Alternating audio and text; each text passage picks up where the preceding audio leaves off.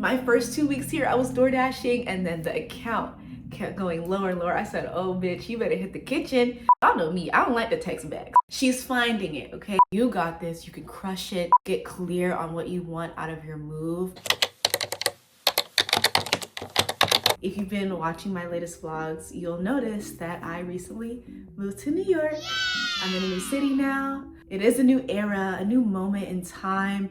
I feel great. I'm excited to be in a new city and take on new energy and explore and just see all that New York has to offer me. As much as it has been exciting, I completely turned my life upside down. I took a 180. It has absolutely been a huge adjustment. And that's really what I wanted to talk to you guys about today. What it's like to move to a new city, the adjustment period that no one really talks about, some of the things that I'm learning, and how I'm just navigating this entire experience, because yeah, it is so new and it's beautiful, but God, is it challenging. I think I want to start off by talking about the things about moving to a new city that no one really prepares you for. The first thing is being alone more than you probably expect it to be. I am kind of a loner. Like, I am an introvert, but I'm social, but I love to be alone and just like bask in my own ambiance because it's just so good. I just love me and I love being alone. Indoors, indoors,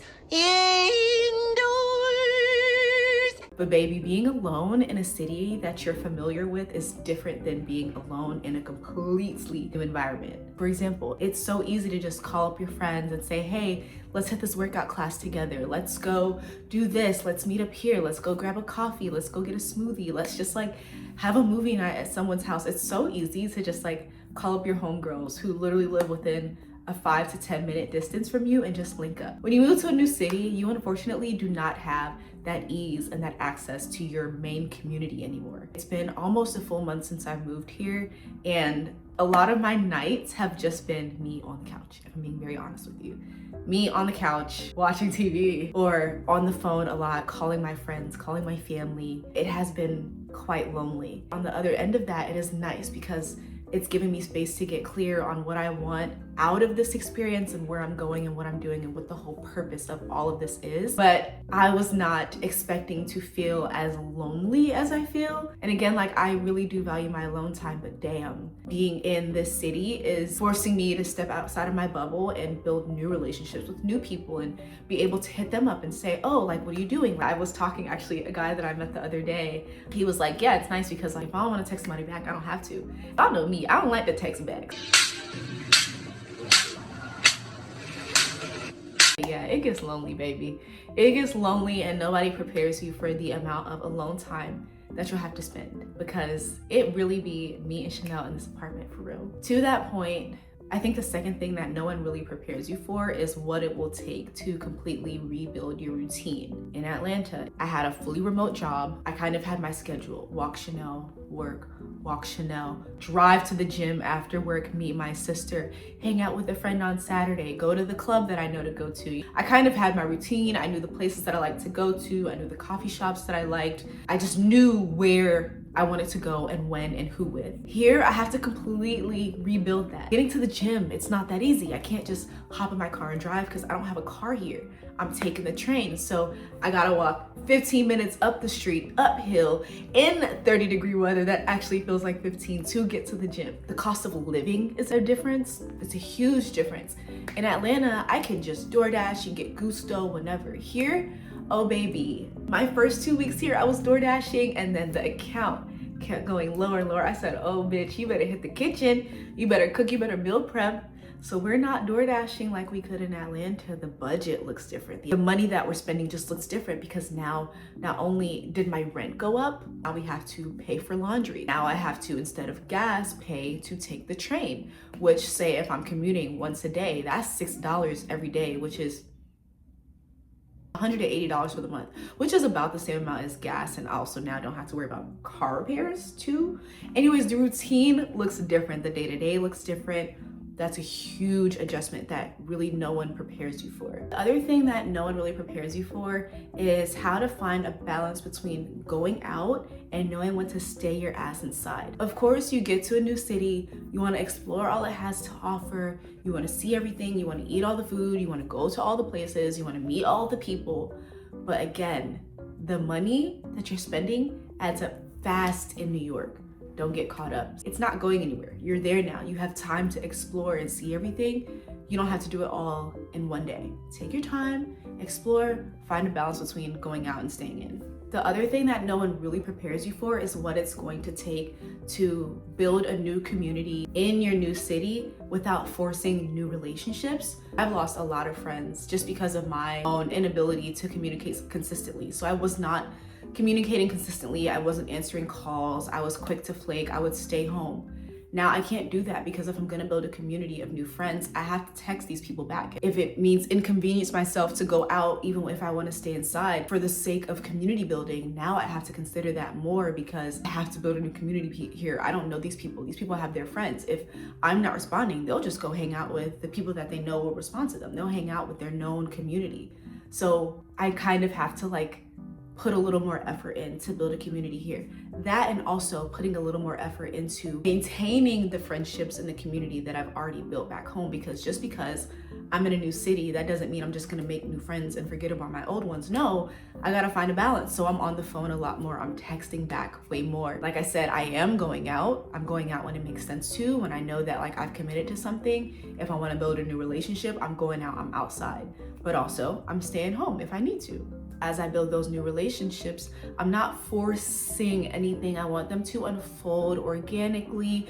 I want us to share information as we feel comfortable with each other, hang out as it makes sense to, do things that we like to do together, and let the relationships blossom over time. I'm just trying to leave as much space as I can to create new friends and create community here, because that's kind of the whole point of being in New York or being in a new city broadly.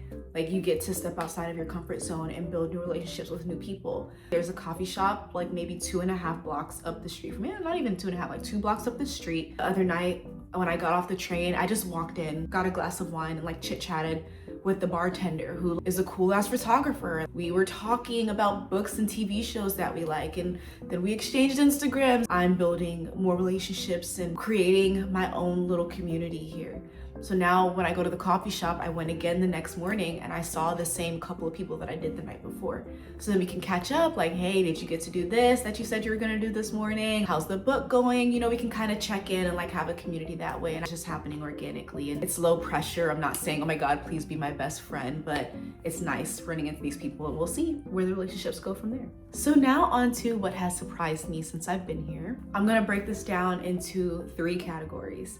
Something that's been easier than I expected, something that's been harder than I expected, and then something that I'm still kind of unsure about. As far as something that's easier than I expected, taking the train here is actually much easier than you'd expect. You kind of know which train to get on and which one not to get on after a while, and you kind of start to say, okay, well, I could take the 5 here, but it won't go to that stop, so I'll take the 2, but I gotta transfer to the 4 or the Q, or you kind of get a sense of okay, here's my go-to route. Here's what I'm gonna do if the train's delayed. Then here's what I'm gonna take to go to the gym. Okay, actually this train's getting here faster. This one's coming 5 minutes before this other one that I'll usually take. So I'm gonna take this one to that stop and that one to that stop. It kind of is easier than you think. So the public transportation has been fine. It's not like I'm green to it. I'm from New York, but it's different living here because you kind of have more time to immerse yourself. And the same thing happened when I was in London. After a while, I kind of knew where my trains were going. I wouldn't even sweat it as long as you have Google Maps. And I know there are other apps out there that can tell you when there are delays and stuff, but Google Maps also has been giving me that information. So do with that information what you will. Something that has been harder than I expected is actually getting settled into my apartment and decorating and unpacking and finding items that make sense for the space, also within budget, because the move itself was so expensive. So trying to get settled and decorate and get the furniture that I need versus what I want and what I want later and what I want now, finding that balance has been a bit difficult. I mean, I swear I've cycled through 2 kitchen tables that I thought would work for this space, and it just has not worked. I've had to return and resell and buy chairs and sell chairs. And when I first got here, I had my king bed that I had in Atlanta. I don't know what the hell I was thinking. That does not fit in this apartment. I had to get a queen bed. So just getting fully settled, decorating, figuring out which art I want to put on the walls. Like there's some pieces of art that I brought from Atlanta that I really like, but some of them just did not make sense in this space. The apartment doesn't have to be perfect on day one. The main point was to get to New York, and as we discover, as we go thrifting, as we explore Facebook Marketplace, I know that I will stumble upon things that I like, and I will just allow myself to decorate my space in time, over time, and not try to rush it. Something that I'm really unsure about is if New York will be my forever home. Some of the people that I've met, they either have lived here for a long time or just moved here between a year or 5 years ago. My question to everyone has just been, how do you like it? Do you think you'll stay long term? And I'm gonna be very honest with you, 80% of the people that I've talked to that live here are like, where else would I go? I love New York, I'm never leaving. I'm not fucking leaving! I do think that I will create a life for myself here, but I don't know if it's like, this is where I'm gonna stay forever, because I do still have dreams to live elsewhere, and I don't expect to have all the answers to this now, but who knows if this will be my forever home. I'm unsure about it. I like it so far. I'm having a lot of fun. It's beautiful, but I am still in my 20s, so I don't have to commit to living here for the rest of my life. So we'll see. I'm unsure. I don't know. I like it so far, and we're just gonna enjoy it while I'm here in the present, and that's all I can say about that. But anyways, that's just some of the stuff that I'm learning since I've been in a new city, all the things that I'm processing and learning, and I don't necessarily have a conclusion. I don't have all of the answers. I'm still living it. I'm still very much inside of it. I'm exploring it. I'm finding it. She's finding it, okay? She's taking her time. If you are preparing to move to a new city, I wish you all of the luck in the world. You got this. You can crush it. Stay focused. Get clear on what you want out of your move. Expect the unexpected, have fun, and embrace spontaneity, and just all the things. Just like good luck if you are moving soon, and if you are thinking about moving, do it. Move out of your hometown, move out of the country, move out of your neighborhood, move up the street. Shit, just like move and keep it moving. Keep moving forward, as the Robinsons would say. Moving forward,